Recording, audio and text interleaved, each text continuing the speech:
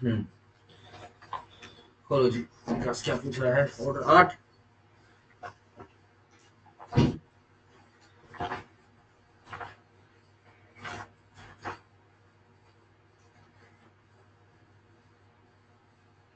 का रूल 10 तो है, procedure when party fails to present written statement called for by court. हाँ जी, ये तो 2 मिनट के बाद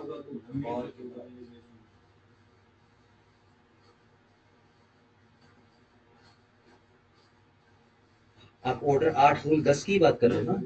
ठीक है जी, where any party from whom a written statement is required under rule 1। ठीक है जी, जिस पार्टी से रिटन स्टेटमेंट की मिलने की कवायद है। और रूल 9, ठीक है जी, fails to present the same, और उसको वो फेल कर जाता है प्रेजेंट करने में with in the time permitted, जितना भी टाइम परमिट किया गया है और फिक्स्ड बाय द कोर्ट या फिर कोर्ट के द्वारा फिक्स किया गया है।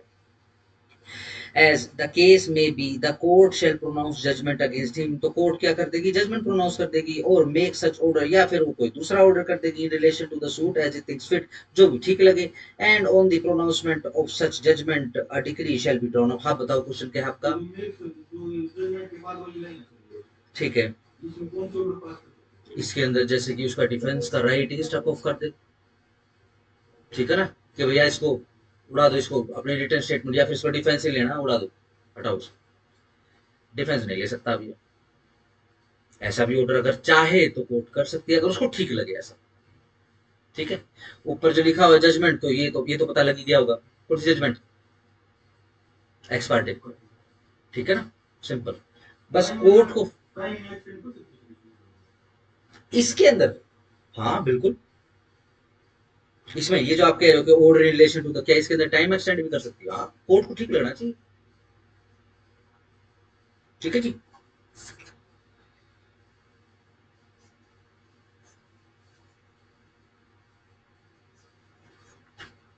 और यदि जजमेंट हो जाती है तो आप इसी जजमेंट के आधार पर जो है डिग्री अपना प्रोनाउंस कर सकते हो।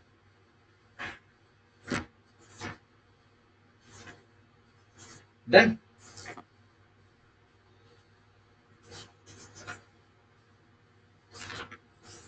अच्छा, जब पीटी के आप वो बुक्स वगैरह देखोगे तो ध्यान रखना, ये कई बार स्पेसिफिक पूछते हैं। ठीक हो गया। जब हम प्रोसीजर पढ़ते हैं अन्यथा, तो हम उसको पढ़ते हैं जनरल टोन में। जब हम पीटी के क्वेश्चन निपटाते हैं, खास तौर से जब हम पीटी निपटाते हैं, तो हम स्पेसिफिक पढ़ते हैं उसको।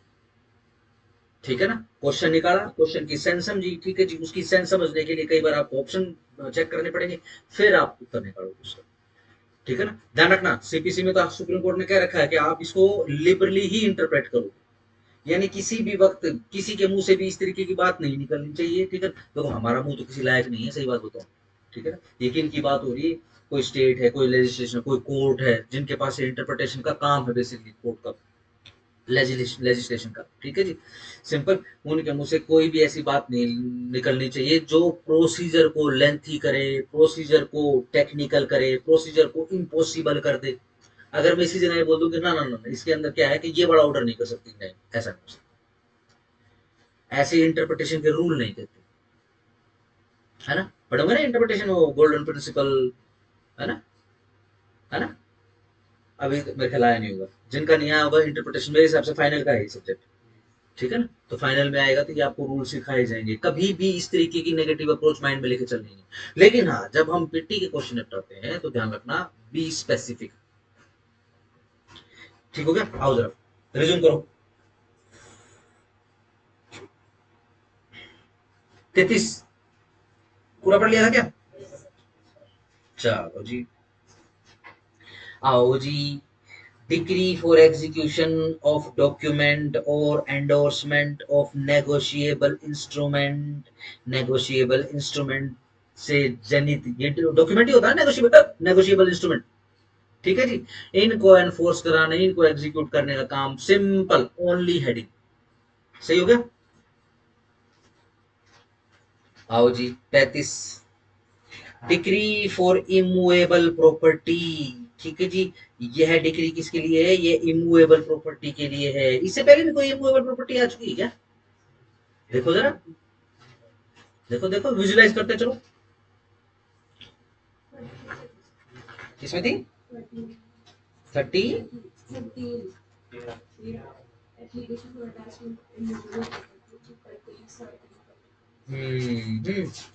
बिल्कुल सही बात है। हाँ जी, फर्क क्या फर्क हो सकता है? इसका डिस्कशन हमने कल किया था, क्या फर्क हो सकता है 13 में और 35 में?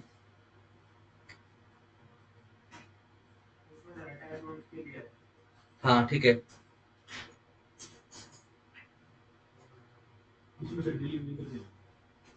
यहाँ पर सिंपल मोड्स की बात हो रही है। मोड्स ऑफ एग्जीक्यूशन क्या रहेंगे? ध्यान कहाँ पड़ा था? 30 के ठीक ऊपर सब हेडिंग थी। ठीक हो गया? चलो जी,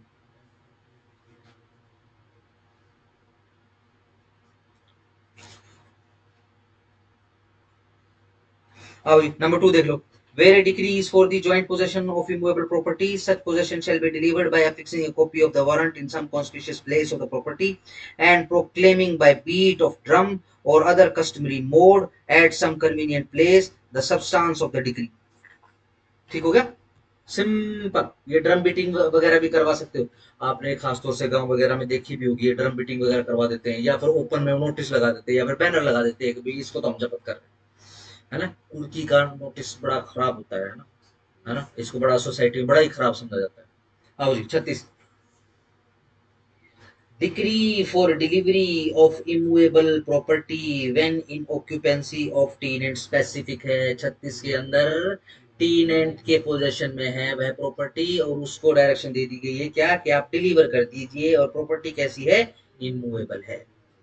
ठीक हो गया? बहुत इजी हो गया। एक क्वेश्चन श्योर है 30 के अंदर, मनी मनी डिक्री।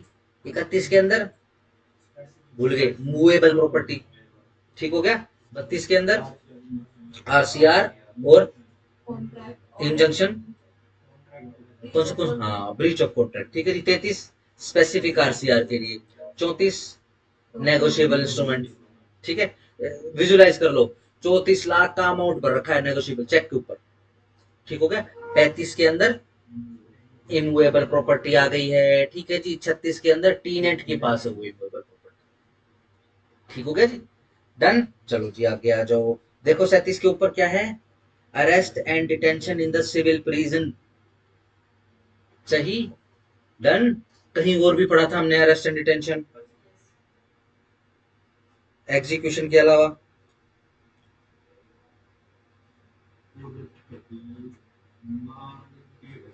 38। देखते की कोशिश नहीं करते घर पे जाके। चलो आओ जी। Discretionary power to permit judgement debtor to show cause against detention in prison. बिल्कुल सही बात है जी। Notwithstanding anything in these rules. चलो इसे सही करवा देता हूँ मैं आपको, फटाफट फटाफट फटाफट। Where an application is for the execution of a decree for the payment of money, underline money, by the arrest and detention in civil prison of the judgment debtor who is liable to be arrested in pursuance of the application, the court shall, instead of issuing a warrant of his arrest, issue a notice calling upon him to appear before the court on a day to be specified in the notice and show cause why he should not be committed to the civil prison। बिल्कुल सही बात है जी। Application कौन लगाएगा? जिसने arrest करवाना है, यानी कि कौन? Decree holder. ठीक है जी। डिग्री होल्डर के जैसे ही अरेस्ट की एप्लीकेशन आएगी, सिविल प्रिजन की एप्लीकेशन आएगी, तो उसको जजमेंट डेटर को बुलाया जाएगा। सबसे पहले शो कोज का नोटिस पकड़ाया जाएगा उसको, क्यों ना तेरे को सिविल प्रिजन में डाल दिया जाए। सोचो क्या मकसद है? देख ले, अगर तू पैसे दे रहे हो तो क्यों ना तेरे को डाल दिया जाए भाई। ठीक है ना, सिविल प्रिजन के अंदर। नहीं नहीं जी, मेरे को इसलिए नहीं डालना चाहिए क्योंकि मैं अभी पैसे दे रहा हूँ 10 मिनट। हाँ शाबाश, दे दे पैसे। डन हो गया? चलो। Provided that such notice shall not be necessary, underline not necessary, if the court is satisfied by affidavit or otherwise that with the object or effect of delaying the execution of the decree, the judgment debtor is likely to abscond or leave the local limits of the jurisdiction of the court। सही, ये तो हम कल ही discuss कर चुके थे। ठीक है जी, डन हो गया। कोई शो कोज नोटिस देने की जरूरत नहीं है, सिंपल एफिडेविट के ऊपर। किसका एफिडेविट? डिग्री होल्डर का एफिडेविट के जी वो तो भाग रहा है अपनी तैयारी करके, उसने सूटकेस बांध दिया अपना, जमीन जमीन सब कुछ ठिकाने लगाने के चक्कर में आप बैठे रहो यहाँ पे जज बन के। ठीक है जी, डन हो गया, कोई नोटिस नहीं, ले आओ। Where appears is not made in obedience to the notice, the court shall, if the decree holder so requires, issue a warrant for the arrest or judgment letter. Yes, बिल्कुल सही बात है जी। अगर वो नोटिस की भी तामील नहीं करता है, नोटिस को भी इज्जत नहीं देता है, तो फिर क्या करेंगे, फिर अरेस्ट वारंट इशू होंगे। ठीक है जी, चलो जी, सही बात है। 38, warrant for arrest to direct judgment debtor to be brought up. Yes, ओहो माय गॉड, ये तो कुछ ज्यादा ही टेक्निकल हो गया। बताओ, अरेस्ट वारंट किस लिए जाते हैं, अरेस्ट करने के लिए जाते हैं। ठीक है जी, पुलिस को मांडवली करने के लिए नहीं भेजते वहां पे। ठीक है जी, सीधा सिंपल जाओ अरेस्ट करके लेके आओ। खासतौर से यदि पेमेंट ये मनी डिक्री है, ठीक है ना, सीधा सिंपल जितना अमाउंट उसमें लिखा हुआ वारंट के अंदर, अगर वो पुलिस वाले को दे देता है तो उसको अरेस्ट नहीं करेंगे। ठीक हो गया, ये 3-4 जगह पढ़ चुके हम। आओ जी, 39, सब्सिस्टेंस अलाउंस। सेक्शंस में कहा पढ़ा था हमने, सेक्शन 37, देखो इसी के अंदर ही लिखा हुआ है, 2 के अंदर। डन, सिंपल हेडिंग से याद कर सकते हैं इसको, बस ये देख लो कि सब्सिस्टेंस अलाउंस कब कब जमा कराए जाते हैं। नंबर 3 देख लो, the monthly allowance, underline monthly allowance fixed by the court shall be supplied by the party on whose application the judgment letter has been arrested by monthly payment in advance before the first day of each month। Underline करो।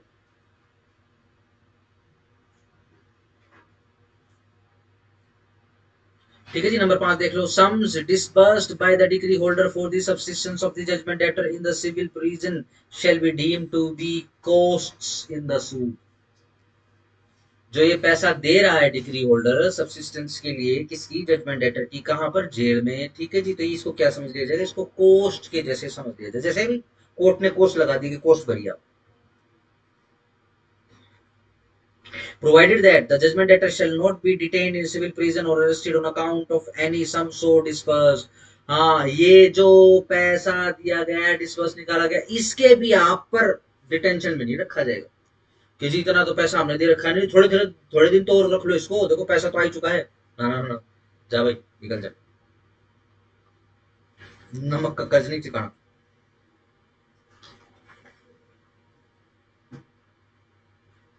आओ जी, 40, heading देखो, proceedings on appearance of judgement debtor in obedience to notice or after arrest. Notice चला गया है या फिर warrant of arrest चला गया है, इस परसुएंस में वो आ गया है, कोर्ट के सामने खड़ा है, अब कोर्ट क्या करेगी, तो मदन से बता दो क्या करेगी। शो को नोटिस देगी।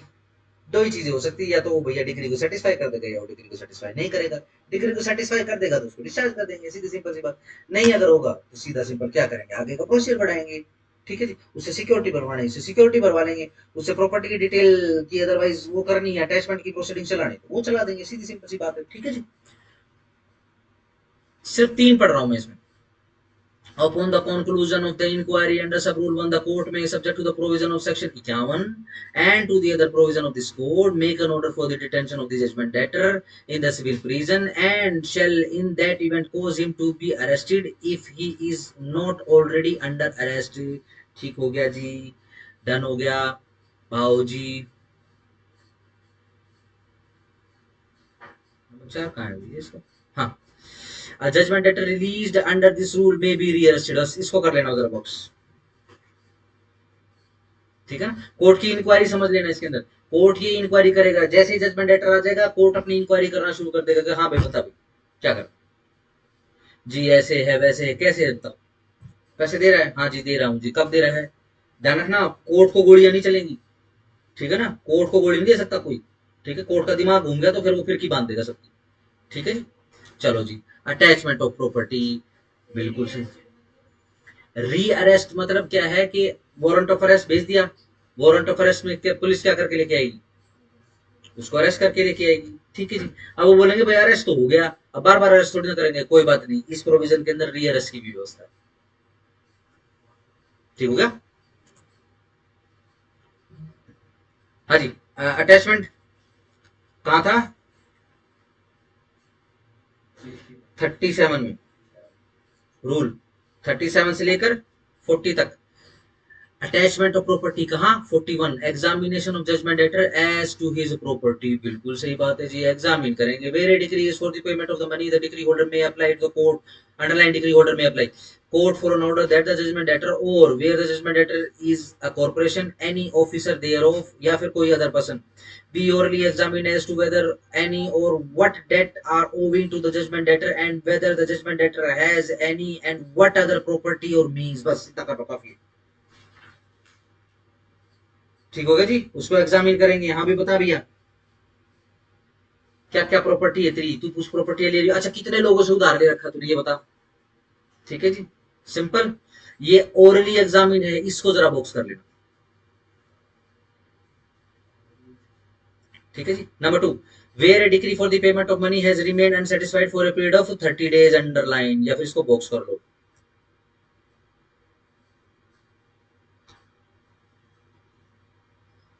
पूरा पढ़ दोगे। द कोर्ट में on the application of the decree holder without the prejudice to its power under sub rule 1 by order require the judgment debtor or where the judgment debtor is a corporation any officer thereof to make affidavit stating the particulars of the assets of the judgment debtor, बिल्कुल सही बात है।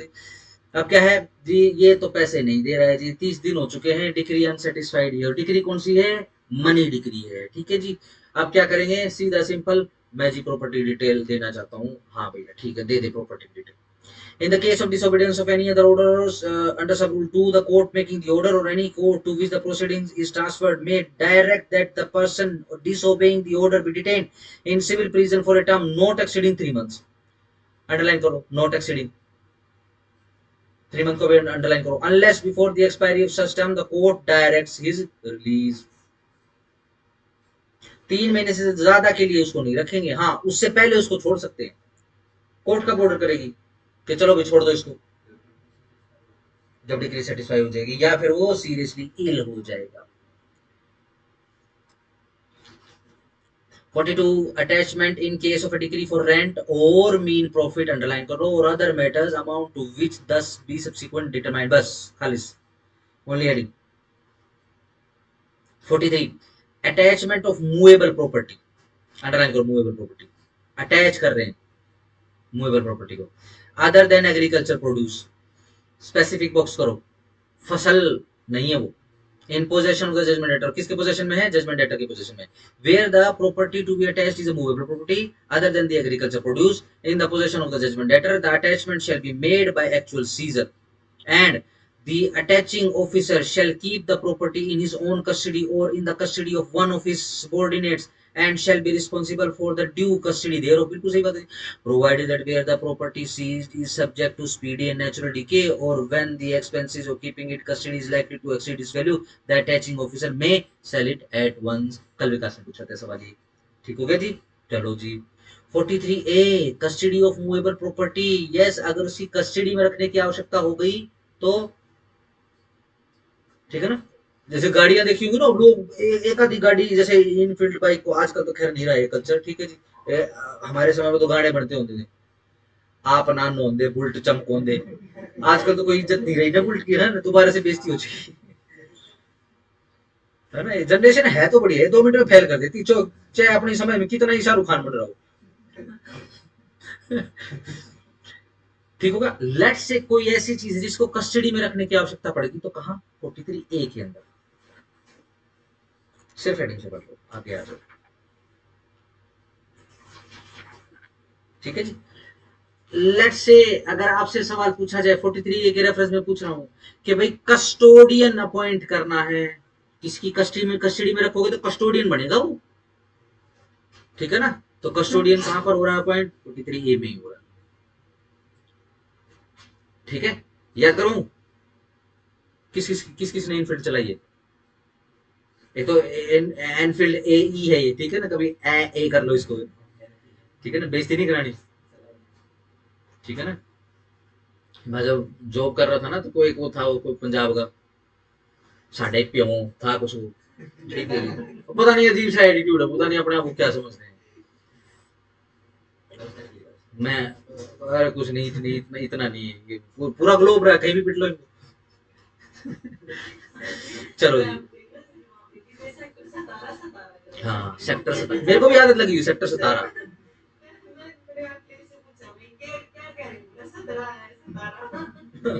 कोठिया तेकारा sector 17। एक तो हनी सिंह ने ना जमा नाश कर रखा है। चलो, एक ने छेड़ दिया कम बैक, वो अगला कम बैक कर गया, वो और पता नहीं क्या क्या बनाएगा। ठीक है ना। क्या। हाँ, ऐसी ऐसी वहाँ ये मैं बताऊँ, ये जो पर्टिकुलर क्लास है ना चंडीगढ़ के लोग ऐसे नहीं है। ये तो पेंडुए आ जाते हैं वहाँ। ठीक है, गेड़ी लोन। ठीक है जी, सेक्टर 15 17 16 ਇੱਥੇ घूमो ਇੱਥੇ, अरे यार चले यार। ठीक है, सही है। ठीक है, कई कई है ना कि जैसे कई क्या होती।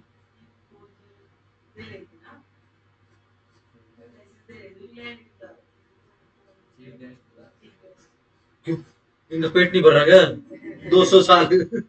चलो जो भी है। फोटो फोटो खिंचवाई। हाँ ठीक है, तो उसको ना फोटो को जरा संभाल के रखना और फ्रेम करवाना उसको। मंगवाना पड़ेगा, ये पैसे कुछ मांगने लग रहे हैं। 400 में 3। चलो ठीक। अभी पहले तो इतना साइज मिलता था, इतना ही। चलो ठीक है। चलो जी, डन हो गया।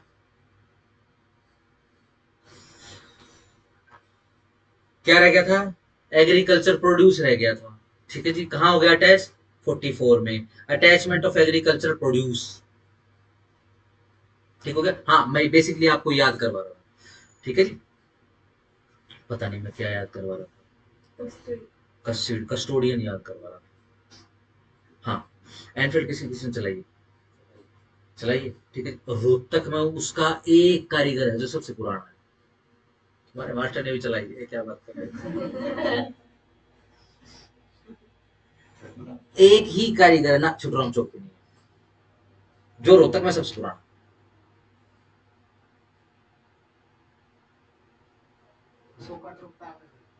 हाँ, अशोका चौक से ठीक आगे, सही बात।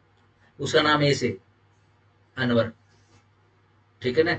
अगर लेट से एनफील्ड को यदि कस्टोडियन चाहिए तो अनवर जैसा। ठीक है ना, 43 ये याद कर लेना। ठीक है जी, 44 में एग्रीकल्चर प्रोड्यूस की, उसको याद करना बस। चलो जी,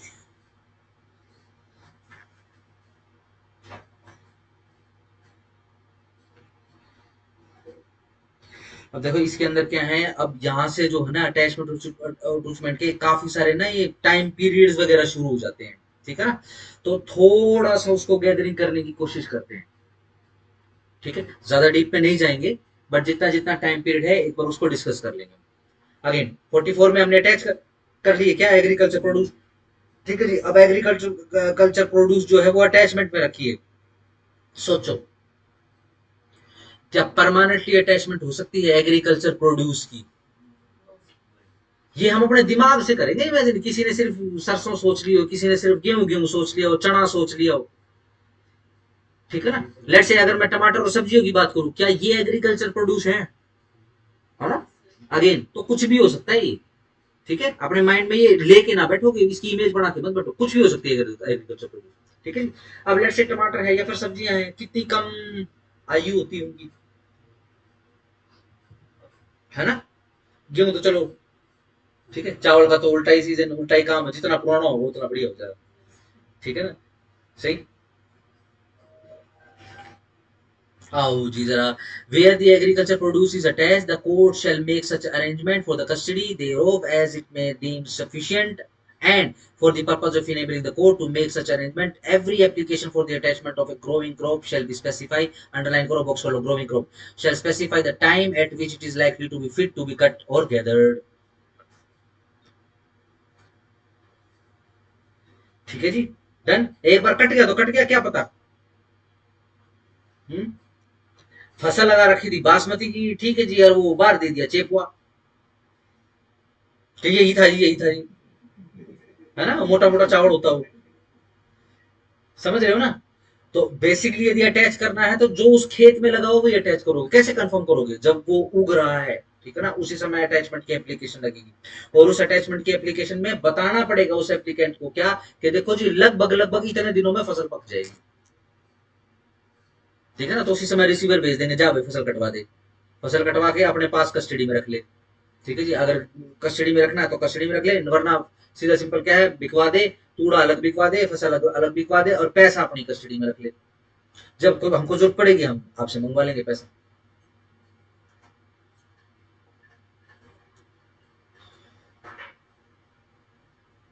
चलो जी, आ जाओ आ जाओ आ जाओ। कहाँ गया कहाँ गया कहाँ गया कहाँ गया कहाँ गया कहाँ गया कहाँ गया। Number 4. Where an order for the attachment of a growing crop has been made at a considerable time before the crop is likely to be fit to be cut or gathered, the court may suspend the execution of the order for such time as it thinks fit, and may in its discretion make a further order prohibiting the removal of the crop pending the execution of the order of the attachment। बिल्कुल सही बात है जी। आओ जी number 5 पढ़ लेते हैं। A growing crop which from its nature does not admit it of being stored, nature कैसा है फसल का कि भैया आप इसको स्टोर करके नहीं रख सकते। shall not be attached under this rule at any time less than 20 days। ठीक है जी, कैसा नेचर है भैया, 20 दिन तो भूल ही जाओ आप। Before the time at which it is likely to be fit to be cut or gathered, बिल्कुल सही बात है जी। तो भैया क्या है, जैसी एप्लीकेशन लगेगी 20 दिन के अंदर अंदर ये काम अटैचमेंट का और कस्टडी कुस्टडी का कर लो। ठीक है, लेट से आपसे सवाल है, अब तो जैसे धान पक रहा है, धान की कटाई शुरू हो जाएगी।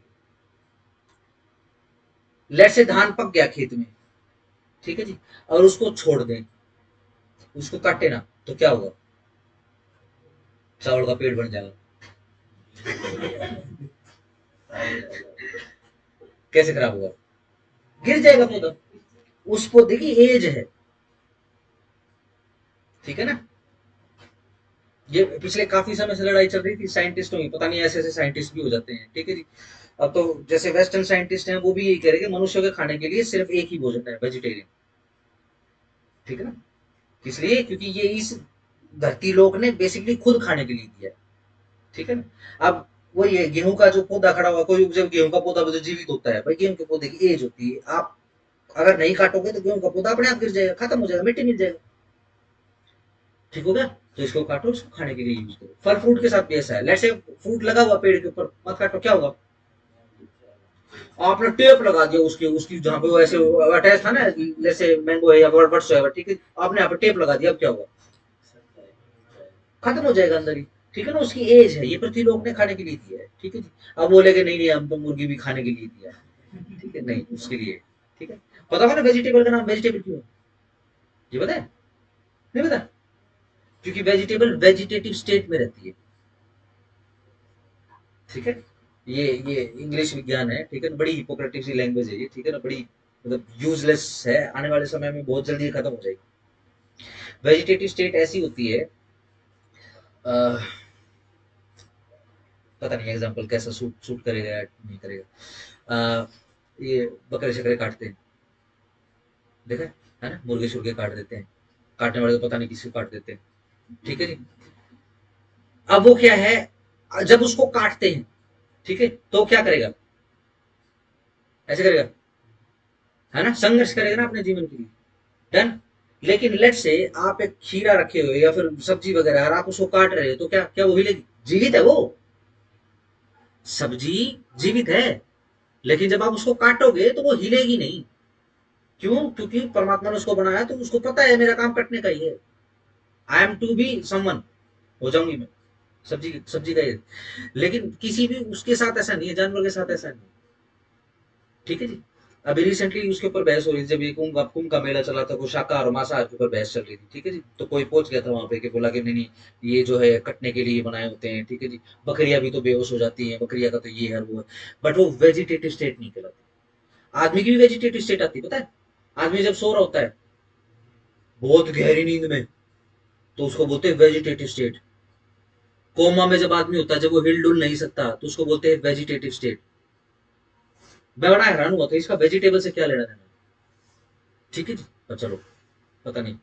हाँ जी, वेजिटेटिव स्टेट में ज्यादा दिन के लिए नहीं रखे जाएंगे, तो एप्लीकेशन लगेगी 20 दिन के अंदर अंदर, भैया जो कुछ करना अपना कर पूरा दो। ठीक है जी, ऊपर वाले से ऊपर वाले प्रोविजन में यही लिखा है, अगर मान लो कोई ऐसी चीज है जो जल्दी खराब हो जाएगी तो बेच दो उसको एट टाइम। ऑप्शन पोक्शन लगाने की जरूरत नहीं है। हाँ जी, भिंडी कितने रुपए किलो, ठीक है, इतने में तो सड़ जाएगी वो। ठीक है ना, तीसरा डंडा लगते लगते 10 रुपए की देते भैया, अब तो खराब होगी।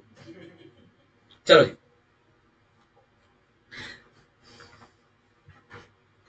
46 नोटिस टू गार्निशी, हेडिंग बनाओ जी, गार्निशी लिखो जरा।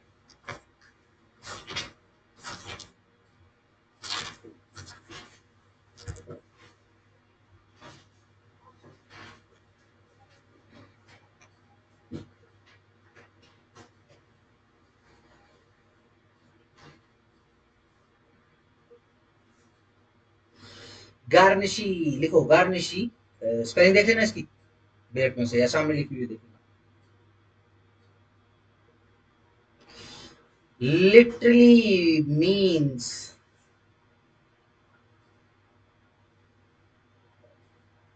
Judgement debtors debtor.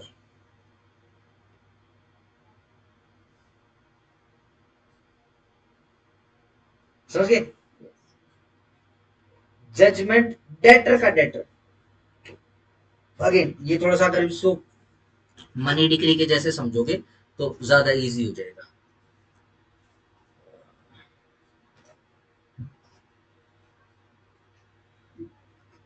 P versus D, again आपका फेवरेट जजमेंट डेटर यही है, ठीक है। इसका डेटर है जजमेंट डेटर्स डेटर। सही, सिंपल, बिल्कुल सही बात है जी। जैसे कि मान लो पी से पैसा उधार लिया डी ने और किसको दे दिया, जेडीडी को दे दिया, ठीक है जी। पी जेडीडी को जानता ही नहीं है, पी ने क्या कर दिया, जेडी के खिलाफ केस कर दिया है, ठीक हो गया जी। जेडी का डेटर कौन है, जेडीडी, ठीक है ना। ये होता है बेसिकली गार्निशी। कहा मेंशन है ये, order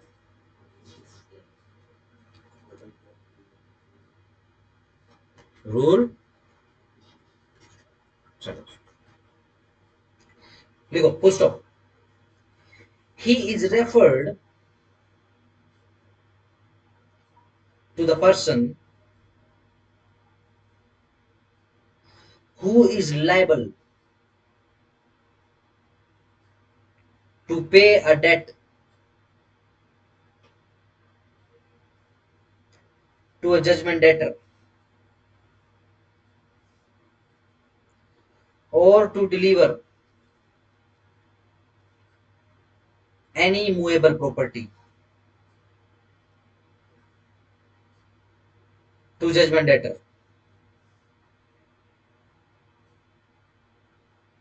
full stop। Garnisher, H के बाद ई आर लगाओगे, गार्निशर, और इन्वर्टेड कॉमास में बंद कर लो गार्निशर को। On the other hand is a judgment creditor. देखो यार, जहां यहाँ जजमेंट क्रेडिटर कौन है, पी वर्सेस जेडी और जेडीडी में पी है, यस पी। तो ब्रैकेट में लिख लो decree holder,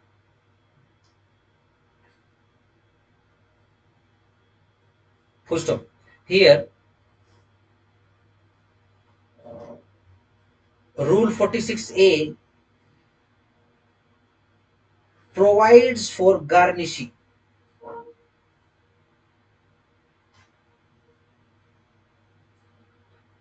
which is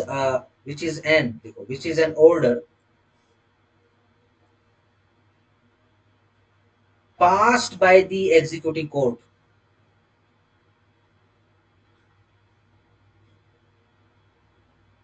against a person against whom the judgment debtor has a claim. The judgment debtor has a claim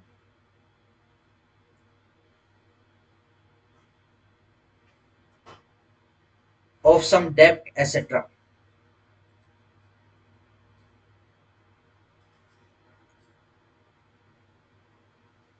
Comma, the order of garnishee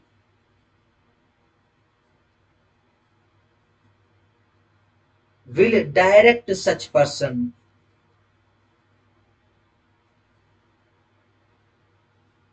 to make payment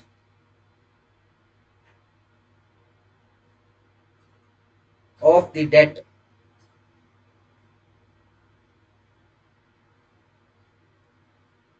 pending against the judgment debtor.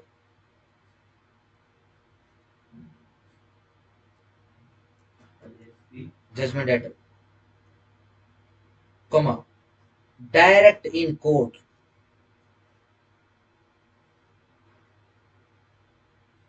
so that the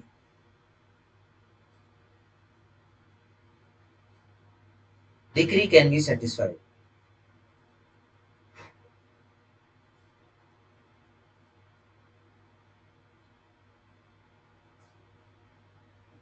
Full stop. The payment so made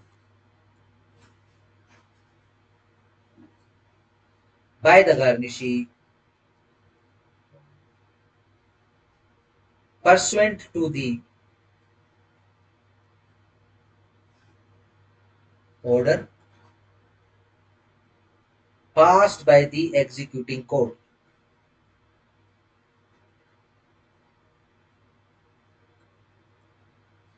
shall be a valid discharge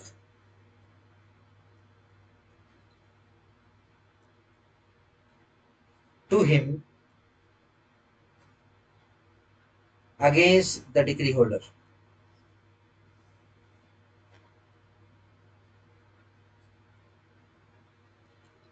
सीधा simple, ये देखो इधर JD क्या करेगा, ये executing court में आ चुका है केस, ठीक है, पिटीशन आ चुकी सामने, देखो जजमेंट डेटर क्या करेगा, सीधा सिंपल यहाँ पे अप्लाई कर देगा कि आप ऐसे करो जी, जेडीडी को बुला लो, ठीक है जी, मेरा उधार उस पे, ठीक है जी, उसको मुझे पैसे देने हैं, मैं पैसे ना पकड़ के मैं डायरेक्ट इधर ही पकड़वा दूंगा, ठीक हो गया, डन है।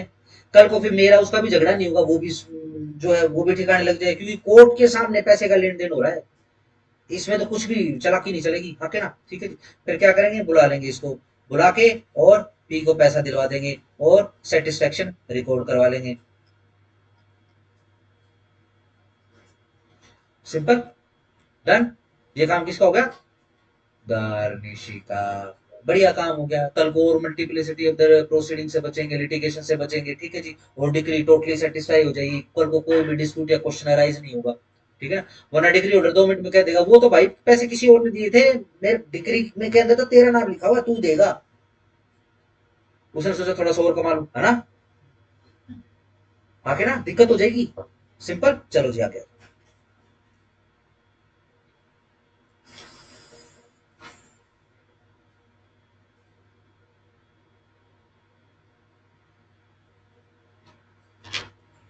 चलो लिखो जरा आगे, बिफोर एनी ऑर्डर, हाँ जी,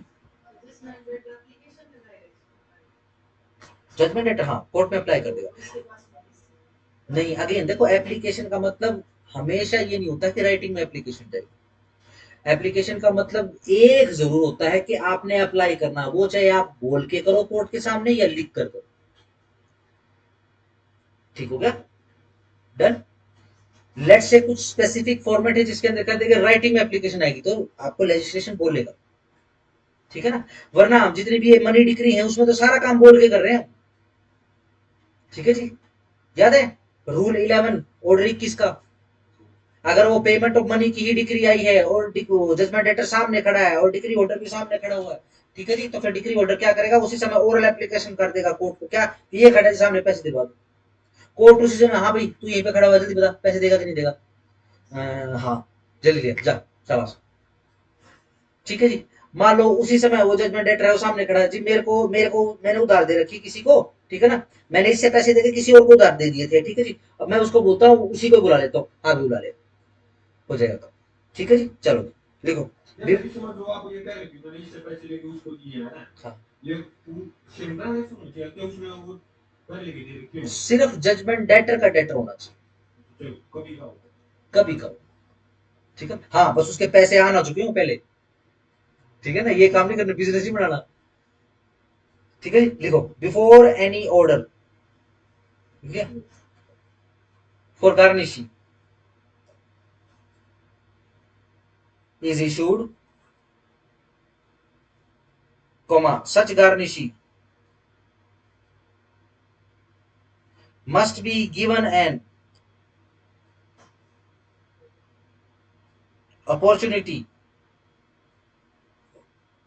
to raise an objection. Given an opportunity.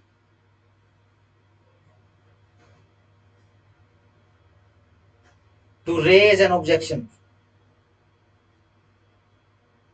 if any, and if such order has been passed,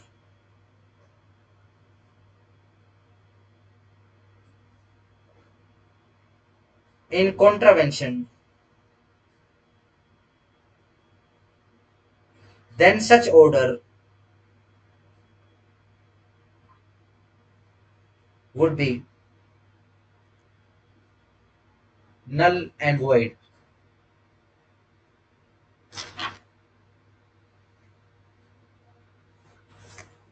ठीक है जी। अगेन सिर्फ आपने इतना याद रखना है, who is the garnishee, judgment debtors debtor, JDD, बस ये याद रखना है। ठीक है जी, सही। चलो आओ जरा इसको पढ़ लेते हैं।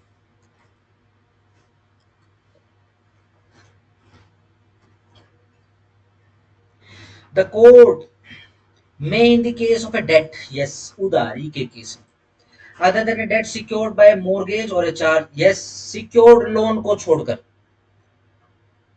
ठीक है ना, अनसिक्योर्ड डेट होना चाहिए। अनसिक्योर्ड डेट कौन सा, जिसमें कोई सिक्योरिटी वगैरह नहीं, कुछ जमानत पे नहीं रखा है,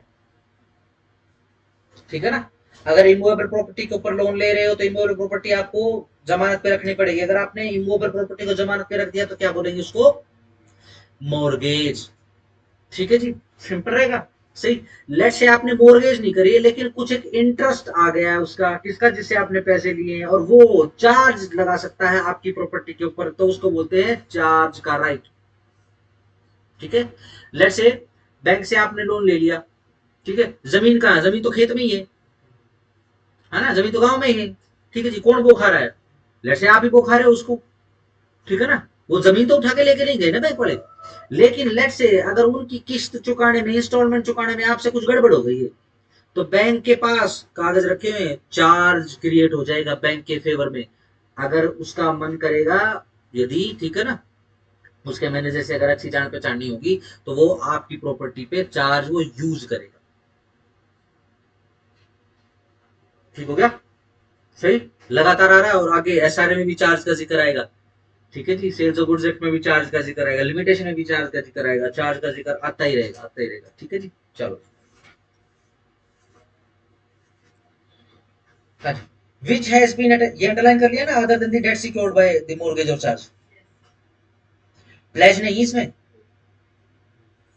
which has been attached under Rule 46 upon the application of the attaching creditor issue notice to the garnishee liable to pay such debt, calling upon him either to pay into court the debt due from him to the judgment debtor, or so much thereof as may be sufficient to satisfy the decree and cost of execution, or to appear and show cause why he should not do so। Court में बुलाने हैं, कहने का मतलब। Again यहाँ पर garnishee की definition मत ढूंढना, सीधा सिंपल प्रोसीजर बता रहे हैं। ठीक है ना, गार्निशी क्या होता है हम लिख चुके हैं। ठीक है जी, जो गार्निशी रहेगा उसको बुला लिया जाएगा। हाँ, बस इतना है कि गार्निशी से पैसे पकड़ने से पहले उसको अपॉर्चुनिटी देंगे कि तेरे से पैसे क्यों ना पकड़े जाए। जी, मेरे से पैसे इसलिए ना पकड़े जाए जज साहब क्योंकि मैं जजमेंट डेटर को जो जितना भी उधार था वो चुका चुका हूं मैं इसको, कुछ ऐसे। हाँ भाई, पैसे आ गए, हाँ आ गए, तो फिर तू मामू बना रहा है क्या, तू यहाँ पे एप्लीकेशन क्यों लगा रहा है, इसको इसको फंसवाएगा क्या इसको, जाओ जी आप चले जाओ। सिंपल, उसको अपॉर्चुनिटी देंगे कि तेरे से पैसा क्यों ना लिया जाए, सीधा सिंपल। चलो, कोई मिसलेनियस रीजन भी हो सकता है कि मेरे से पैसा इसलिए मत लो क्योंकि मैंने तो एक मियाद, एक टेन्योर था मेरी उधार का, अभी तो तीसरा महीना है, मेरे पास तो 2 साल है अभी से क्यों मेरे को परेशान कर रहे हो। बिल्कुल ठीक बात, कहा कि ना, बिल्कुल ठीक बात है। जाओ जाओ। An application under subgroup 1 shall be made on affidavit verifying the fact alleged and stating that in the belief of the deponent the garnishee is indebted to the judgment debtor। बिल्कुल सही सही बात है जी। क्या इसकी एप्लीकेशन जाएगी, हाँ भैया एप्लीकेशन जाएगी, राइटिंग में, यस एप्लीकेशन राइटिंग जाएगी, और कैसे, एफिडेविट के साथ। ठीक है ना, अंडरलाइन करो, शैल बी मेड ऑन एफिडेविट, है ना। अब मेरे से पैसे किसने उधार दिए हैं वो मेरी नॉलेज में रहेगा, समाज को पता के थोड़ी ना उधार दूंगा मैं। Where the garnishee pays in the court the amount due from him to the judgment debtor or so much thereof as sufficient to satisfy the decree and the cost of the execution. Yes, दो प्रकार के खर्चे जाएंगे, एक तो decree का amount जाएगा, दूसरा डिक्री एग्जीक्यूट करने का खर्चा जाएगा, ठीक है ना। और जो बाकी पैसा बच जाएगा वो अकॉर्डिंगली बांट लेंगे। कहाँ गया, हाँ, the decree and the cost execution the court may direct that the amount may be paid to the decree holder toward satisfaction of the decree and cost to the execution. बिल्कुल सही बात है। B, order against garnishee where the garnishee does not forthwith pay into the court the amount due from him to the judgment debtor or so much thereof as is sufficient to satisfy the decree and the cost of execution and does not appear and show cause in answer to the notice, the court may order the garnishee to comply with the terms of such notice and on such order execution may issue as though such order were a decree against him। बिल्कुल सही बात है जी। अब judgement debtor को हटा के उसके जगह पर जेडीडी को बिठा लिया जाएगा और उससे ऐसे ही एनफोर्स करवाया जाएगा जैसे ये डिग्री उसी के अगेंस्ट नहीं आई। ठीक हो गया, चलो जी।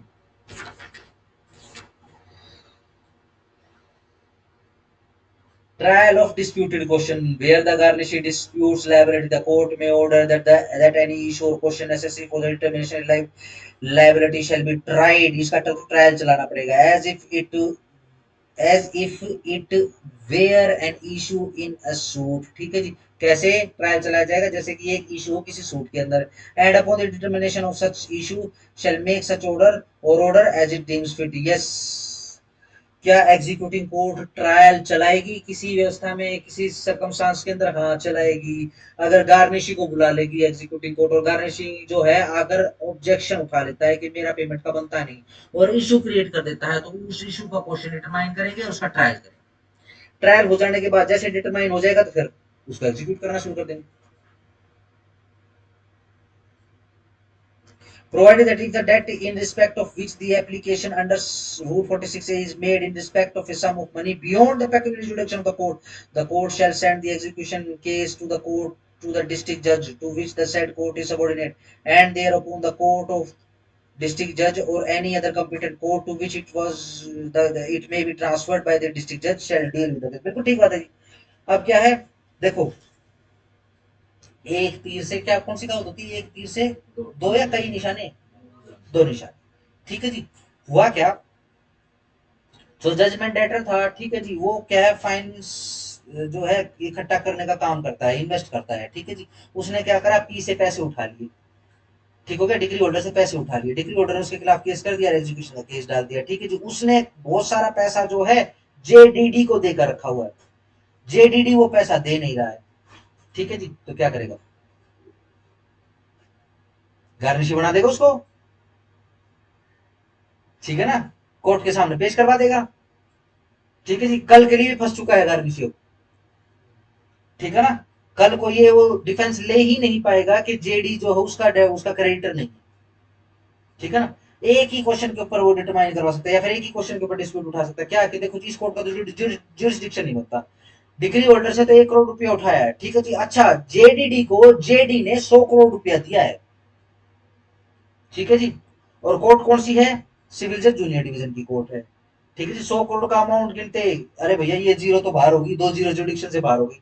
ठीक है जी, तो क्या है, कहां भेज देंगे, डीजे के पास भेज देंगे। ध्यान रखो और इसको अंडरलाइन कर लो, डीजे के पास भेजेंगे। अब डीजे की इच्छा भैया, या तो खुद निपटाए उस 100 करोड़ के केस को या फिर किसी अपने सबॉर्डिनेट को ट्रांसफर कर दे।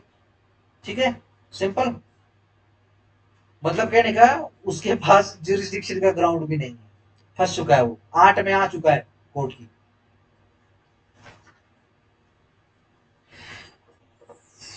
46D, procedure where a debt belongs to a third person, where it suggested to appear to be probable that the debt belongs to some third person or that any third person has a lien or charge on or other interest in such debt, the court may order such third person to appear and state the nature and particulars of the claim। बिल्कुल सही बात है जी।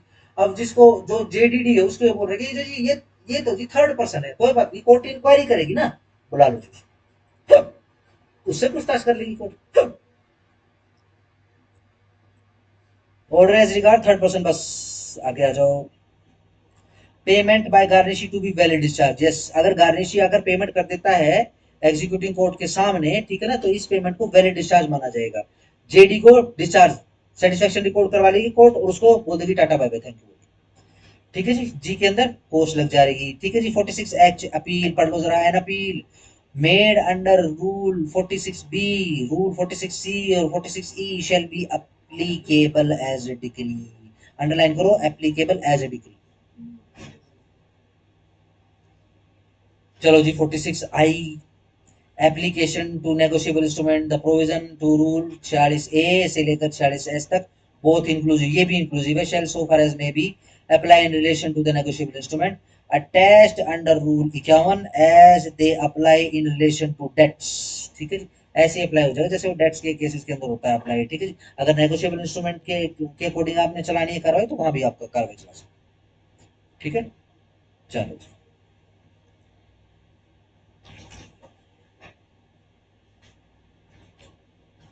Simple heading, attachment of shares in मूवेबल्स।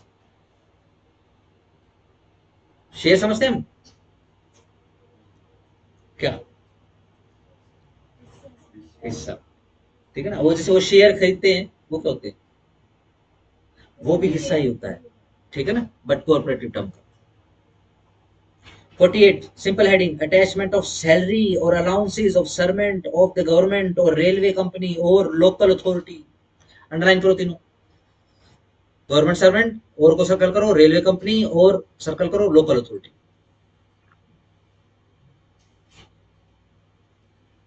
बाकी अगर private employ है तो कहां, 48 ए से कोई प्राइवेट कंपनी बताओ। अडानी, यस शाबाश, सही, 48 में Adani. 49 attachment of partnership property. देखो जी, 50-50 तो बाद में होगा, 49 में पहले झगड़ा आ गया। ठीक है ना, 50 बहुत बार पूछा जाता है, execution of decree against firm. याद कर लो, केडी फर्म, पार्टनरशिप फर्म। 50 याद कर लो, 50-50 पार्टनरशिप फर्म। ठीक है जी, सिंपल हेडिंग से पूछ लेते हैं। 51 अटैचमेंट ऑफ नेगोशिएबल इंस्ट्रूमेंट। ये लो जी, चेक ही अटैच कर दिया है, सिंपल। चलो जी,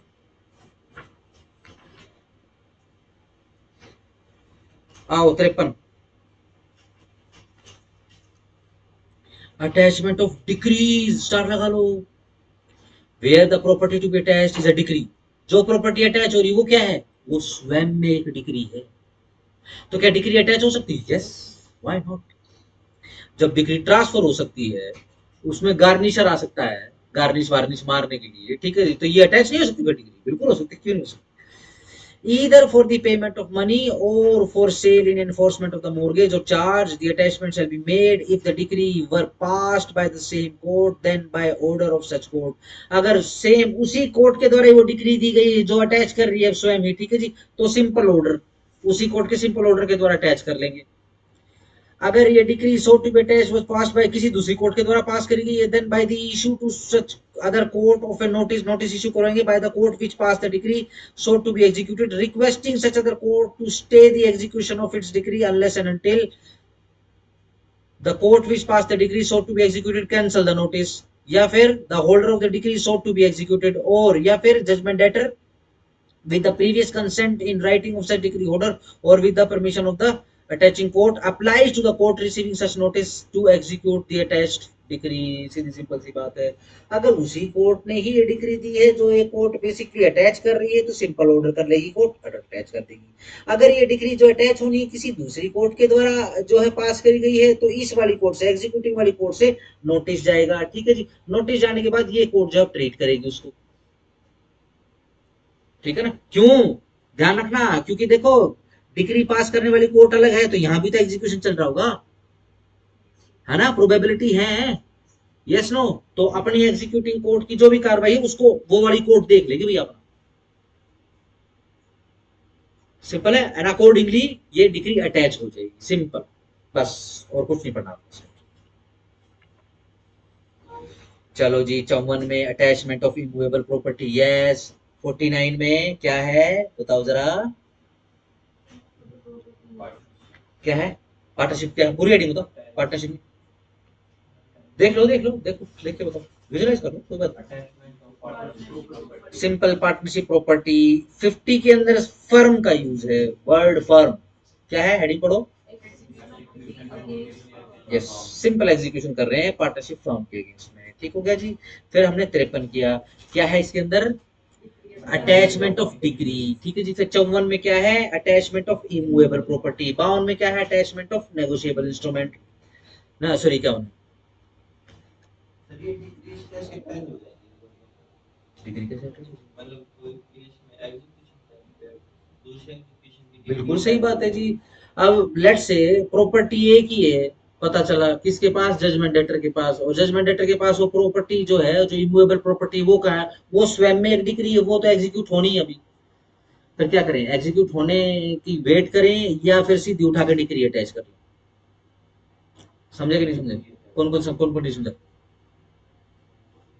अगर अटैच करनी पड़ेगी की बात है, जबरदस्ती तो नहीं है ना कि लो भैया एग्जीक्यूशन है कि वो बस अब वो तो प्रॉपर्टी अटैच करनी पड़ेगी।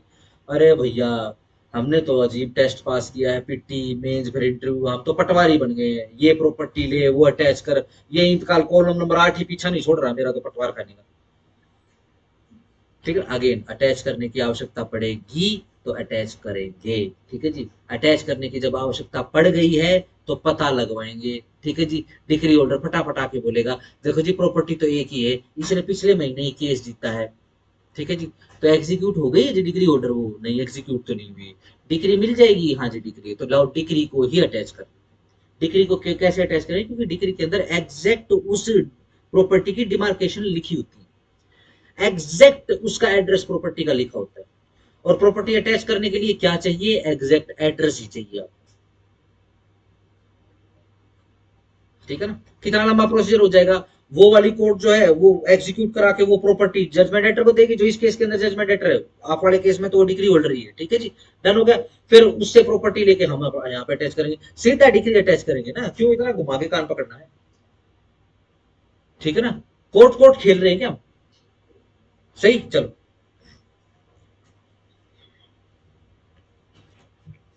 आओ जी 55, शाबाश, removal of attachment after satisfaction of degree, degree satisfy हो गई और प्रॉपर्टी अटैच्ड है तो क्या होगा, रिमूव कर देंगे, बिल्कुल सही बात है जी।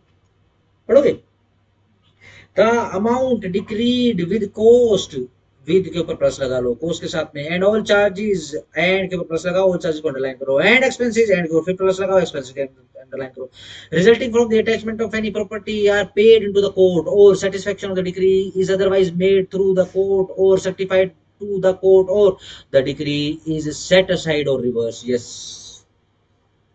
वो डिक्री ही आगे जाके अपील उपील में जो जजमेंट अटेंड डाली थी वो सेट असाइड या फिर रिवर्स हो गई है। Property by the way attach हो चुकी है, तो क्या करेंगे, the attachment shall be deemed to be withdrawn, underline करो, deemed to be withdrawn, and in the case of immovable property the withdrawal shall, if the judgment debtor so desires, be proclaimed at his expenses, and a copy of the proclamation छोड़ दो, कोई जरूरत नहीं है।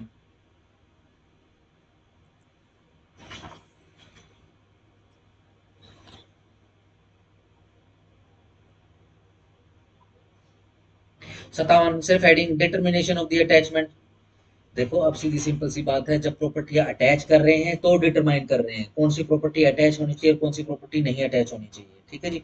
आप property को release कर रहे हैं, रिमूव कर रहे हैं अटैचमेंट से, तो फिर डिटर्मिनेशन होगा, सिंपल है, बस इतनी सी बात। आओ जी 58, एडजुडिकेशन ऑफ क्लेम्स, एक सेकंड ये करना है क्या, yes 58, adjudication of claims to be to or objections to attachment of property, ये हम पढ़ चुके हैं, यस ये हम पढ़ चुके हैं। किस लिए पढ़ा था हमने, बताओ जरा। प्रोविजन 5, प्रोविजन 4 के लास्ट वर्ड पढ़ो जरा, डीम्ड डिग्री के लिए आपने पढ़ा था, नहीं लिखा उस समय, नहीं लिखा था, ये फिर पढ़ता क्यों नहीं रहे हो, बदले हो गए मेरे। 59, स्टे ऑफ सेल, मामला इतना खराब हो चुका है कि अब सेल तक बात चली गई है। Where before the claim was preferred or the objection was made, the property attached had been had already been advertised for sale. Yes, एक प्रोसीजर ये आ गया, प्रॉपर्टी अटैच होगी और डायरेक्ट सेल नहीं होगी, एडवर्टाइज करेंगे, ठीक है ना, अखबार के अंदर एडवर्टाइजमेंट डालेंगे, ठीक है जी, सेल की। The court may if the property is movable make an order postponing the sale pending the adjudication of the claim or the objection. हुआ क्या, प्रॉपर्टी अटैच होगी, प्रॉपर्टी अटैच हो जाने के बाद क्या है, सीधा एडवर्टीजमेंट डलवा चुका है कोर्ट, किसमें, अखबार वगैरह में, ठीक हो गया जी, डन। उसके बाद कोई ऑब्जेक्शन आया इस अटैच प्रॉपर्टी के ऊपर, डन। बताओ पहले सेल करोगे या फिर उस ऑब्जेक्शन को निपटाओगे, कॉमन सेंस, ऑब्जेक्शन को निपटाएंगे। अब यूं थोड़ा ना, मान लो इसकी केस इसके खिलाफ और पड़ोसी की प्रॉपर्टी बिकवा दी अपने, ऐसा तो नहीं होगा ना। चलो,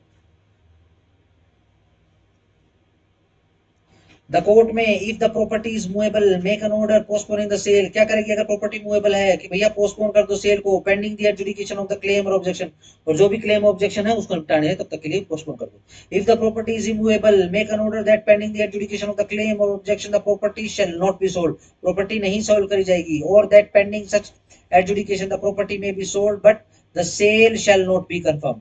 चलो ठीक है, कोई बात नहीं, सोल्ड का अगर थोड़ा लग गया, लग चुका है तीसरा थोड़ा, कोई बात नहीं, लेकिन सेल कंफर्म नहीं करेंगे भैया, ठीक, ठीक है ना। अनइनकम्बर्ड प्रॉपर्टी पास करनी होती है, उसके ऊपर भार है तो वो प्रॉपर्टी पास नहीं होगी। क्यों, क्योंकि प्रॉपर्टी जब कभी पास होती है तो सब्जेक्ट टू इक्विटी पास होती है, वो भार के साथ पास होगी। जो एग्जीक्यूशन में सेल के अंदर खरीद रहा है वो भार वाली प्रॉपर्टी थोड़ी ना खरीदेगा।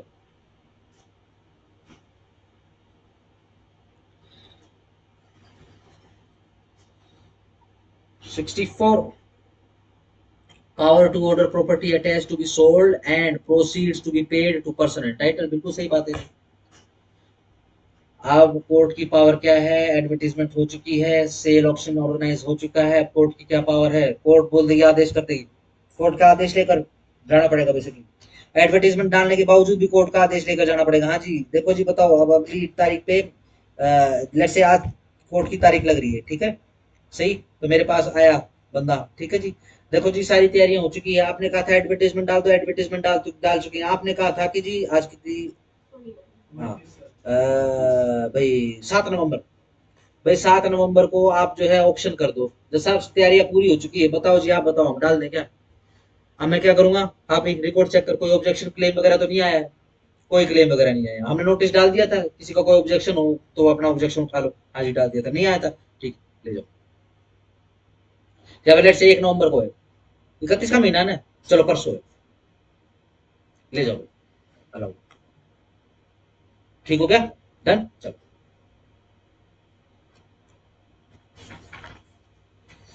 65, sale by whom conducted and how made, किसके द्वारा कंडक्ट करी जाएगी और कैसे, save as otherwise prescribed, every sale in execution of a decree shall be conducted by an officer of the court, underline officer of the court, other such other person as the court may appoint in this behalf and shall be made by public auction, underline public auction, in manner prescribed, जो भी मैंने prescribed है उसको कौन करवाएगा, जज साहब स्वयं नहीं करवाएंगे, ठीक है ना, कोर्ट का ऑफिसर जाएगा, ठीक है ना, और ये कौन ऑफिसर जाएगा ये कोर्ट बताएगी, और कैसे होगा, पब्लिक ऑक्शन होगा उसका, वही 1,000, 1,00,000, 1 करोड़, 1, 2 इसी हिसाब से होगा, अगर वो इमूवेबल प्रॉपर्टी है तो। Proclamation of sales by public auction. Yes, what is the meaning of proclamation?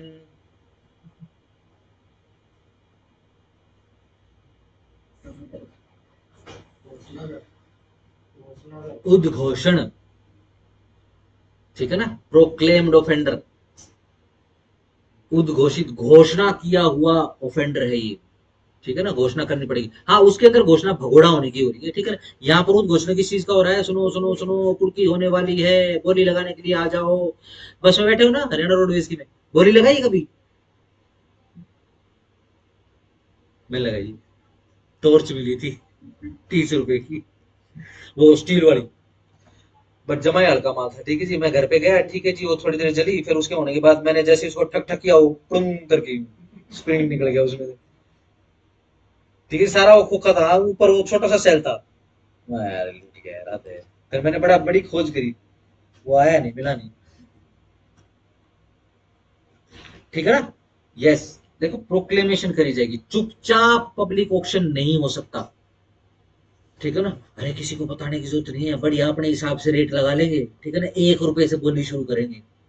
Property 100 crore की 1 रुपए शुरू करते हैं, घने का घना 1000 रुपए, ठीक है ना। तो फिर क्या करेंगे, आपको प्रोक्लेमेशन करना होगा, पूरी सोसाइटी में ढिंडोरा पिटवाना पड़ेगा, ताकि जो भी इंटरेस्टेड बंदा हो वो आ जाए, ठीक हो गया ना।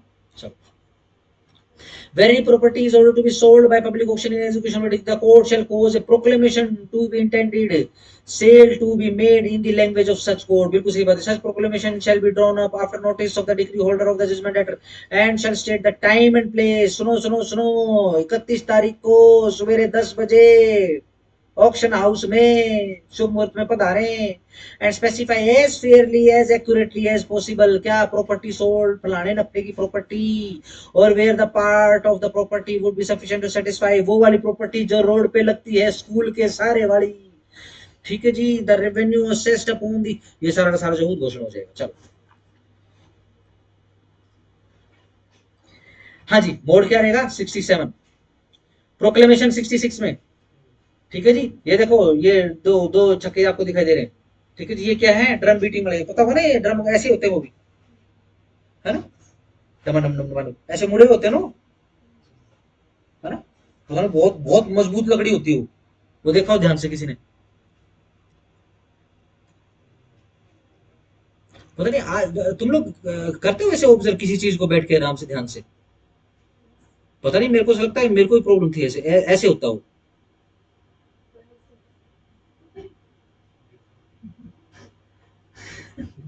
मना कर दू, कर भी दोगे तो क्या, तू भी क्या।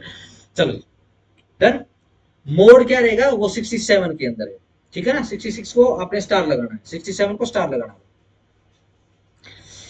कैसे कैसे होगा, नंबर 2 में पब्लिश द ऑफिशियल गजेट और इन लोकल न्यूज़पेपर, अंडरलाइन करते हुए चले जाना, और in both and the cost of such publication shall be deemed to the cost of the sale, where the property is divided into lots for the purpose of being sold separately, it shall be necessary to make a separate proclamation for each lot, हर हिस्से के लिए अलग से proclamation होगा। हाँ, it shall not be necessary to make a separate proclamation for each lot unless, जब तक कि proper notice of the sale cannot in the opinion of the court otherwise be given। देखो जी, एक स्पेसिफिक नोटिस दिया जा सकता है उसका, सेल इन ऑक्शन का, ठीक है जी। तो कोई बात नहीं, आपको अलग अलग प्रोक्लेमेशन करने की आवश्यकता नहीं।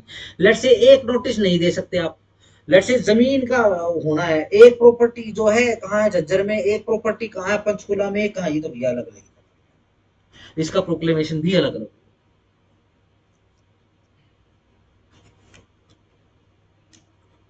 लो जी, 68, टाइम, मुहूर्त ऑफ सेल,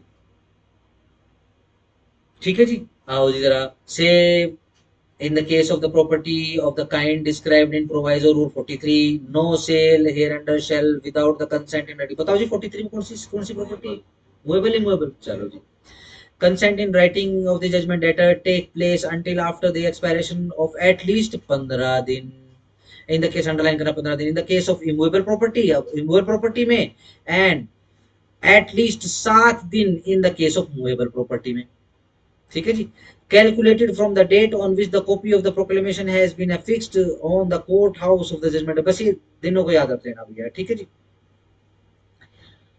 69, एडजर्नमेंट और स्टॉपेज ऑफ सेल, ठीक है जी, बहुत बार पूछते हैं, ठीक है जी। The court may in its discretion adjourn any sale hereunder to be specified day and hour, and the officer conducting any such sale may in its discretion adjourn the sale, recording his reason for such adjournment। बिल्कुल सही बात है जी, court का जब मन करेगा, अगर cell को चाहेंगे एडजर्न करना तो एडजर्न कर लेंगे, और सेल यदि चल रही है तो उसको स्टॉप करने का भी राइट है, ठीक है जी, सिंपल है। चलो जी, आओ जी जरा, चलो पढ़ ही देते हैं इसको। Provided that where the sale is made or within the precincts of the court house के नजदीक ही कहीं पर ये काम हो रहा है, no such adjournment shall be made without the leave of the court, बिल्कुल सही बात। Where a sale is adjourned under sub rule 1 for a longer period than 30 दिन, a fresh proclamation under rule 67 shall be made, underline 30 days, underline fresh proclamation shall be made unless the judgment debtor consents to waive it, underline judgment debtor waive करेगा।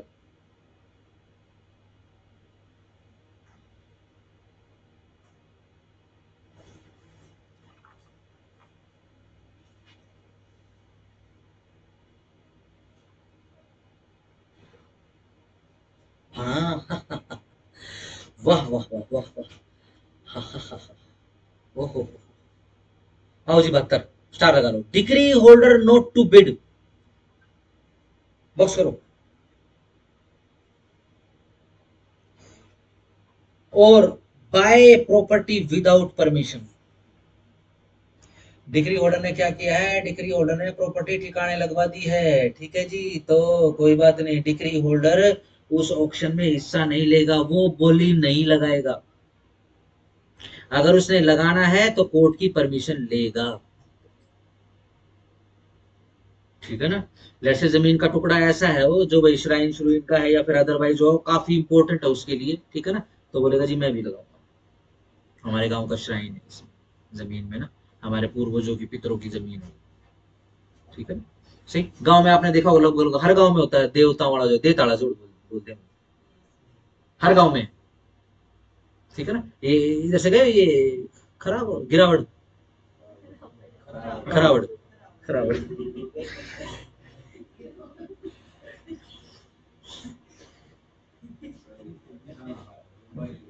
क्या क्या क्या कह रहा विकास, विकास क्या कह रहा है सही। वो देवता वाला जोड़ है, देखा किसी ने, क्यों कह रहा हूं मैं, जो देखिए पुरुष आता है ना वो ऐसे ऐसे क्रॉस करके जब दिल्ली की तरफ से आते यूं आता है, ठीक है ना, उसके ये तालाब की तरफ से, ठीक है। आपने देखा होगा वो पुल के नीचे से भी रास्ता है, वो रोड के दूसरी तरफ भी है ये तालाब, और मंदिर है उसमें क्या, चमन ऋषि का, ठीक है, देवता वाला जोड़ लगभग हर गांव में आपको मिलेगा।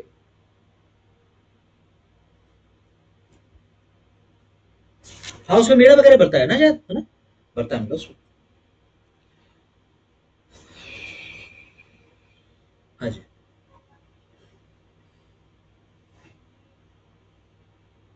Where decree holder purchases amount of decree may be taken as payment, बिल्कुल सही बात है जी।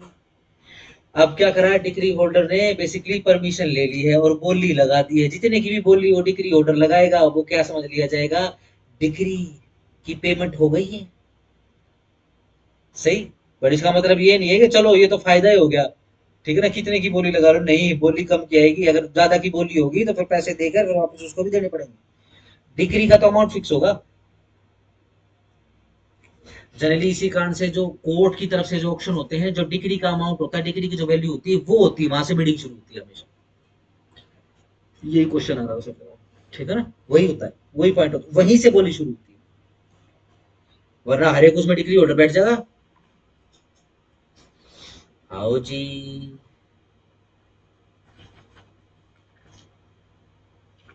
छोड़ गए मोर्गेज मार्गेज, खून पी लिया मोर्गेज ने। रिस्ट्रिक्शन ऑन बिडिंग और purchase by officer, yes. Degree holder तो नहीं करेगा, बिल्कुल सही बात है। क्या ऑक्शन हाउस का ऑफिसर या फिर वो कोर्ट का ऑफिसर लगा सकता है बोली, नहीं लगा सकता। क्यों नहीं लगा सकते, यस, कल को ये बिजनेस हो जाएगा और इसके अंदर जो है बेसिकली ज्यादा काम जाम हो सकते हैं। आओ आपको एक राज की बात बताता हूँ मैं।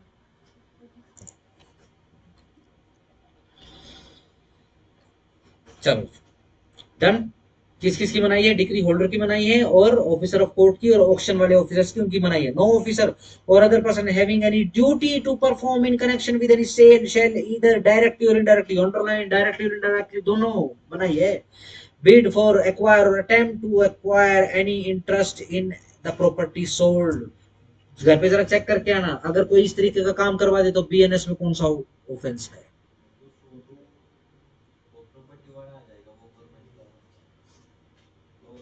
ना क्या हेडिंग क्या है, यस। चलो सेल ऑफ एग्रीकल्चर प्रोड्यूस 74 में, सिंपल हेडिंग से कर लो।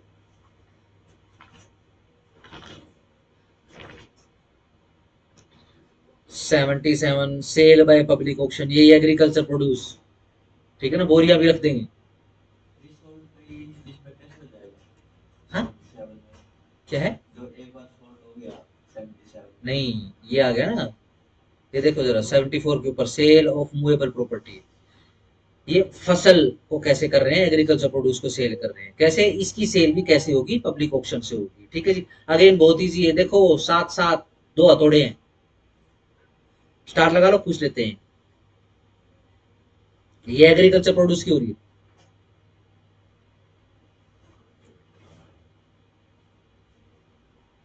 84 पे आ जाओ सीधा।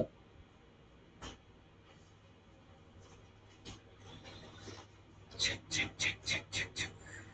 84 से पहले 82 के ऊपर देख लो, सेल ऑफ इमूवेबल प्रॉपर्टी। सही, आज थोड़ा सा विजुलाइज भी कर लेंगे। ठीक है ना, एक बार मैं ये 98 तक पहुंचा दूं, ठीक है ना, वो फिर एक चंक बच जाएगा वो कल के लिए। ठीक है, कल समाप्त हो जाएगा आपका। ठीक है, वो पर्टिकुलर उसका एक मैनर, उसको उसी मैनर में पढ़ना पड़ेगा। आज ये सारा निपटा के मेरी इच्छा है कि जितनी ये सब एडिंग आ रही है, ठीक है ना, ये सारी सब एडिंग जरूर पढ़ लेना। इसको एक ऑर्डर में हम याद कर लेंगे आज।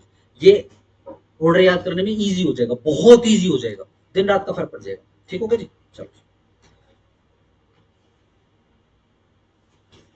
Deposit by purchaser and resale on default. Resale को जरा बॉक्स कर लेना। रीसेल के बाद ये देखो जरा, प्रोविजन वन जो इसका लास्ट वर्ड रीसोल्ड, बस इसको बॉक्स कर लो। 89, application to set aside sale on deposit, बिल्कुल सही बात है जी। Where immovable property has been sold in execution of a decree, any person claiming an interest in the property sold at the time of the sale or at the time of making the application or acting for in the interest of such person may apply to have the sale set aside on his depositing the court क्या payment for the purchase a sum equal to 5%, underline sum equal to 5% of the purchase money for payment to decree holder the amount specified in the proclamation। बिल्कुल सही बात है। Judgment debtor की property जो है वो attachment पे लगा दी और सेल के लिए लगा दी। एक आदमी आया, बोले भैया प्रॉपर्टी नहीं बिगड़ देंगे, ठीक है, तो उसने क्या करा, डिग्री होल्डर को जाके सारे पैसे दे दिए। क्या करेगा, कोर्ट में जाके एप्लीकेशन लगा देगा, जी आप सेट असाइड कर दो, ये जो अटैचमेंट और सेल का ऑर्डर है ना, इसको सेट असाइड कर दो। बढ़िया है, कोर्ट को तो डिग्री सेटिस्फाई करवानी, कैसी हो जाए वो तो। ठीक है जी, कोर्ट मजबूरी में अटैचमेंट तो कर लिया था, मजबूरी में सेल करवा दी। ठीक है, सेल का पैसा, ऑप्शन का पैसा दे दे, ठीक है जी, अटैचमेंट का सारा पैसा दे दे, कॉस्ट का पैसा दे दे और डिग्री को सेटिस्फाई कर दे, हटा देंगे, सेटिस्फाइड कर देंगे। या फिर 5% of the purchase money auction की, ठीक है, वो अपना जमा करवा दे ऑक्शन हाउस के पास। ठीक है ना, ध्यान रखना ऑक्शन हाउस एक अलग एंटिटी है, वो कोर्ट नहीं है। ठीक हो गया। आप ये हिस्ट्री चैनल पे देखना, वहां पे ऑक्शन हाउस करके भी एक प्रोग्राम आता है। वहां पे क्या करते हैं, कोई एक आदमी है अलग अलग ऑक्शन हाउस का, वो क्या करता है, अलग अलग जगहों से सामान लेके आता है। उनके स्पेसिफिक ऑफिस बने होते हैं और एक गोडाउन होता है, वहां पे वो क्या करते हैं, ऑफिस के अंदर सबका टेंडर भरवा लेते हैं कि फलाने फलाने दिन जो है बोली लगाएंगे, फिर गोडाउन में भेज देते हैं उनको, फिर वहां पे उनका ऑक्शन हो जाता है।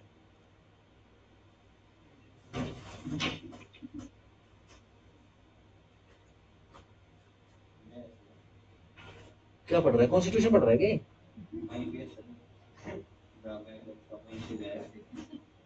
वो अच्छा, इसके अंदर घुसा हुआ है। वो भाई साहब, लाइब्रेरी का रास्ता बना रखा है इसने, ऐसे छेद है इस करके उधर से। अच्छा, पढ़ाकू है। चलो जी, आगे आ जाओ। 90 स्टार लगा लेना। 89 पे भी स्टार लगाया है आपने, 90 पे भी स्टार लगाओ। बहुत बार पूछते हैं, application to set aside sale on ground of irregularity or fraud. 89 में किस लिए लगा रहे हो कि देखो जी हम पेमेंट करने के लिए तैयार है, डिग्री सेटिस्फाई करने के लिए तैयार है, ठीक है, सेट असाइड की एप्लीकेशन लगा दी। 90 में किस लिए लग रही है एप्लीकेशन, देखो जी इरेगुलर ऑक्शन हो रहा है या फिर इस फ्रॉड के अंदर, इस ऑक्शन के अंदर फ्रॉड प्ले हो रहा है। ठीक हो गया, डन। चलो आओ जी, जरा पढ़िए लेते इसको। Where any immovable property has been sold in execution of decree, the decree holder or the purchaser, और कौन कौन, डिग्री होल्डर अंडरलाइन करो, परचेजर अंडरलाइन करो, or any other person underline, any other person entitled to share in rateable distribution of the asset or whose interest are affected, or को circle करो दोबारा से, और हुज इंटरेस्ट आर अफेक्टेड, इस बंदे को भी अंडरलाइन करो। May apply to the court to set aside the sale on the ground that the material irregularity or fraud in publishing or conducting it. ठीक है ना, उसके पब्लिशमेंट में और फ्रॉड एक्सेट्रा हो गया है, ठीक है जी। No sale shall be set aside on the ground of irregularity or fraud publishing the correctly unless and upon the facts prove the court is satisfied that the applicant has sustained substantial injury. Substantial injury को underline करो। हम late हो गए जी इसलिए आप satisfied कर दो, नहीं, सब्सटेंशियल इंजरी होनी चाहिए। अगर जब तक सब्सटेंशियल इंजरी नहीं होगी तब तक नहीं करेंगे। चलो जी आगे आ जाओ। 91 application by purchaser to set aside sale star लगा लो on the ground of judgement debtor having so saleable interest. बिल्कुल सही बात है जी। 91 में कौन लगा रहा है एप्लीकेशन? परचेजर लगा रहा है। The purchaser at any such sale in execution of a decree may apply to the court to set aside the sale on the ground that the judgment debtor had no saleable interest in the property. Yes, judgment debtor के पास कुछ saleable interest जैसा कुछ है ही नहीं, ठीक है जी। चलो जी 92 sale when to become absolute or be set aside star लगा लेना। Where no application is made under rule 89 90 और 91। 89 में क्या है? जनरल एप्लीकेशन स्टेकिंग, ठीक है जी। 90 में क्या है? फ्रॉड के ग्राउंड पर है। 91 में क्या है? परचेजर स्वयं लगा रहा है, जहां पर कोई एप्लीकेशन आई नहीं है, या फिर where such application is made and disallowed, या फिर एप्लीकेशन बनी तो थी लेकिन वो सारी सारी डिसअलाउड हो चुकी है। The court shall make an order confirming the sale and thereupon the sale become absolute. Absolute को जरा लगा लो, बॉक्स कर लो। हमने बहुत बार पढ़ा एब्सोल्यूट, एब्सोल्यूट कब होगी? जब कोर्ट बोलेगा एब्सोल्यूट, जब कोर्ट वो सेल जो है एब्सोल्यूट हो जाएगा।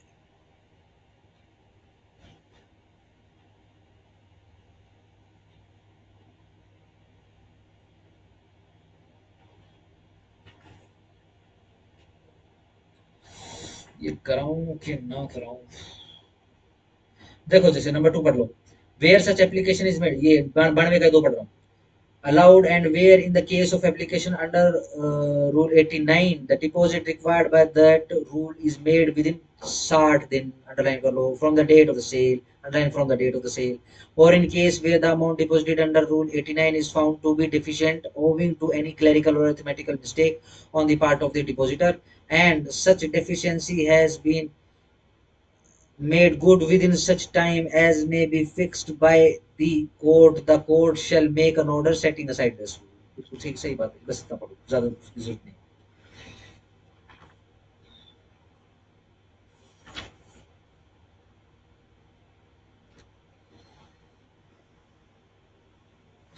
94 स्टार लगा लो। जहां पर सेल इमूवेबल प्रॉपर्टी की एब्सोल्यूट हो जाती है, court shell grant A certificate. Court जो है सर्टिफिकेट ग्रांट करेगा किसको? परचेजर को। सिंपल बस। 97 से आपका लास्ट चंक, ठीक है ना, सीपीसी की पूछ, ठीक है ना, ये रह जाएगी, इसको निपटाएंगे कल, ठीक है। अपने को ये 97 से लेकर 106 लगभग लगभग सारा पढ़ना पड़ेगा,